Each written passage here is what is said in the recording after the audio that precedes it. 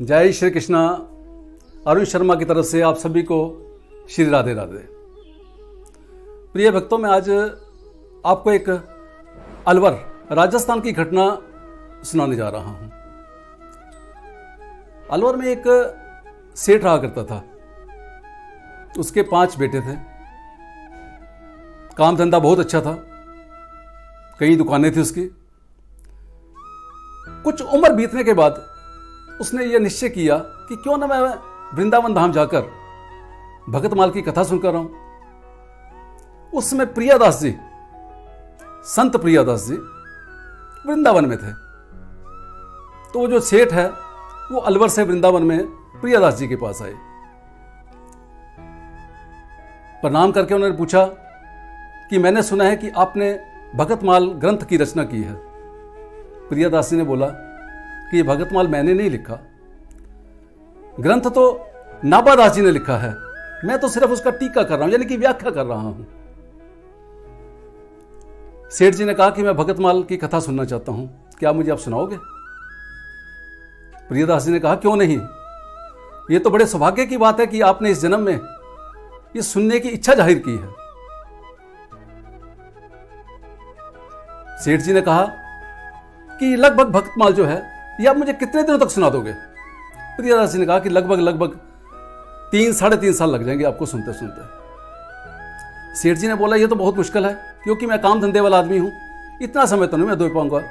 मुझे ये बताओ कि अगर आप शॉर्ट में सुनाओ, संक्षिप्त में सुनाओगे, तो तब कितना समय लग जाएगा? तो प्रियादास जी ने हंसकर बोला कि तब भी 1.5-2 साल तो लगेंगे। सेठ बड़ा सोचने लग गया कि अब मैं क्या करूं। सेठ ने कहा कि अगर मैं आपसे यह कहूं कि आप मुझे भगतमाल की कथा लिख कर दे दो और मैं उस कथा को, जो भगतमाल ग्रंथ है, उसको साथ ले जाऊं, तो ऐसा कैसे हो सकता है? तो यह कितने दिन तक हो जाएगा? तो प्रियादास ने कहा कि यह लगभग महीना 1.25 महीना लगेगा। मैं आपको भगतमाल की कथा टीकाकार में रूप में लिख के दे देता हूं। सेठ जी मान गए। 1.5 महीना वो वृंदावन में रहे। प्रियादास जी ने भगतमाल का एक छोटी पोथी जो थी वो लिखकर सेठ जी को दे दी। सेठ जी वापस अलवर उस ग्रंथ को ले गए। घर जाके उन्होंने तुलसी दल चढ़ाया, पूजा पाठ की। 1-2 दिन पूजा पाठ करने के बाद उन्होंने उस भगतमाल ग्रंथ को अलमारी में रख दिया। सुबह जैसे वो पूजा पाठ करते, भगतमाल जी को धूप बत्ती दिखा दिया करते थे और अपना काम धंधे में लग जाते थे। कुछ समय बीतने के बाद जब ज्यादा उम्र हो गई, उन्होंने एक दिन अपने बच्चों को बुलाया और कहा, बच्चों ऐसा है कि मुझे लग रहा है कि मेरी अब उम्र ज्यादा हो चुकी है, और जिस दिन आप लोग को लगे कि मेरे ये प्राण मेरे शरीर से जाने वाले हैं, तो मेरे पास एक भगतमाल ग्रंथ है, इसको आप मेरे सीने पर रख देना। बच्चों ने, बड़े थे, समझदार थे, लेकिन बच्चों ने अपने पिता की उस बात को काटते हुए कहा कि पिताजी आप ऐसी क्या बातें कर रहे हो? आप ऐसी बातें छोड़ो, आप नेगेटिव की बातें मत किया करो, आप पॉजिटिव सोचो, पॉजिटिव की बात करो। पिता ने फिर बात शुरू की कि बेटा, जब लगे कि मैं जाने लगा हूं, तो कम से कम मेरे को ये जो भगतमाल ग्रंथ है मेरे सीने पर जरूर रख देना। बच्चों ने फिर वही बात, पापा ऐसी बातें मत करो, अगर ऐसी बातें करोगे तो हम नहीं यहां बैठते। मित्रों, मैं यहां पर इस समय जरूर यह बात कहूंगा कि अगर घर का कोई बुजुर्ग या माता पिता बच्चों को कोई बात कहते हैं, तो बच्चों को जरूर सुननी चाहिए। कि जो मां बाप अपने बच्चों को उस समय शब्द कह देंगे, वो शायद आपको किसी भी शास्त्र, किसी ग्रंथ में नहीं मिलेगा। बात चली गई। ऐसे करते करते कुछ वर्ष बीत गए। एक दिन सेठ जी का ऐसे लगा कि जैसे अंत समय आ गया है। सेठ जी बेड पर लेटे हुए थे।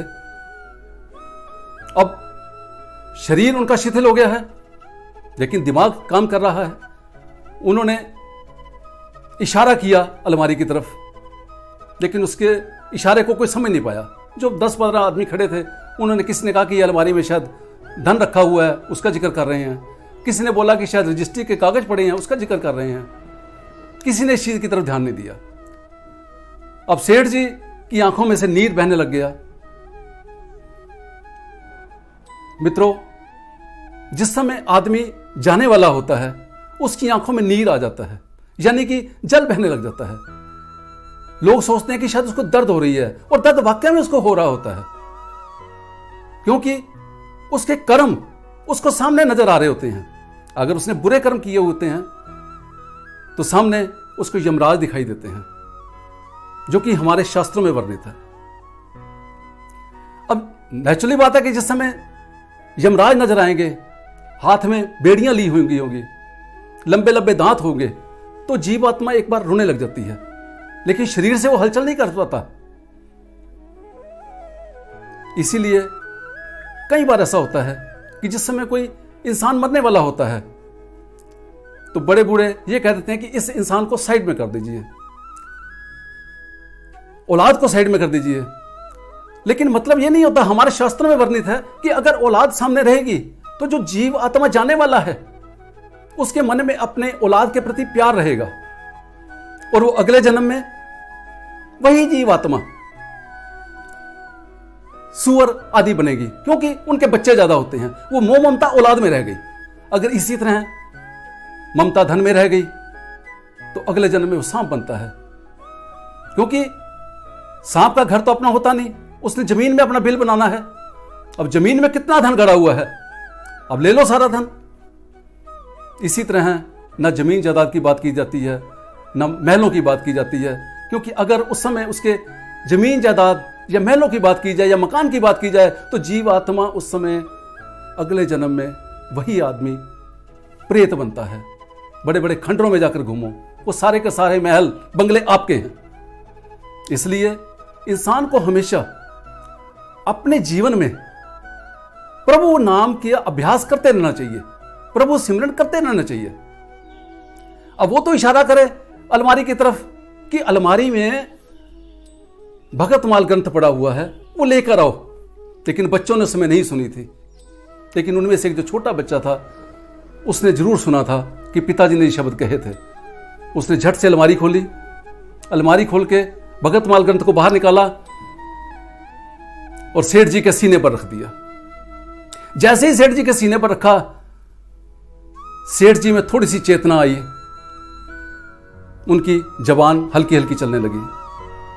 बच्चों ने पूछा, पिताजी अब आपको कैसा महसूस हो रहा है? उनकी आंखों में जो नीर बह रहा था वो आस्ता आस्ता रुक गया। वो कहते हैं कि जब तक भगतमाल ग्रंथ मेरे सीने पर नहीं रखा गया था तब तक मुझे ऐसा लग रहा था कि मुझे यमराज लेने आ रहे हैं। जिन जीवों को मैंने गलती से खाया है वो जीव मुझे मारने के लिए खड़े हैं। मैं इन चीजों को देखकर कांप रहा था, घबरा रहा था। लेकिन जैसे ही भगतमाल ग्रंथ मेरे सीने पर रखा गया, मुझे ऐसे लगा कि जैसे अब मुझे संत लोग लेने आए हैं, संत कबीरदास लेने आए हैं, संत सूरदास लेने आए हैं, नरसिंह मेहता लेने आए हैं। और ये कहते कहते जो सेठ था उसने प्राण त्याग कर दिया। मित्रों, जिंदगी में एक असूल बनाओ, अपने घर में कोई भी धर्म शास्त्र या कोई भी सदग्रंथ अपने घर में जरूर रखो। गीता है, रामायण है, भागवत पुराण है, जो भी बानी से जिसका भी आप प्रिय करके पाठ करते हो उसको जरूर रखो। क्योंकि हो सकता है जिस समय अंत समय आए उस समय से एक श्लोक, एक चौपाई, एक शब्द आपको याद रह जाए। अगर आपको एक शब्द भी उस समय याद आ गया, अगर आपके जीवन पर उस समय एक राम का नाम आ गया, तो भक्तों आपका ये जीवन जो आपको मालिक ने दिया हुआ है ये सफल हो जाएगा और आप सदगति को प्राप्त होंगे। भक्तों, आपको मेरी ये कैसी कथा लगी? अगर अच्छी लगी है तो प्लीज इसको लाइक कीजिए, शेयर कीजिए, चैनल को सब्सक्राइब कीजिए। जय श्री कृष्णा, जय श्री राधे।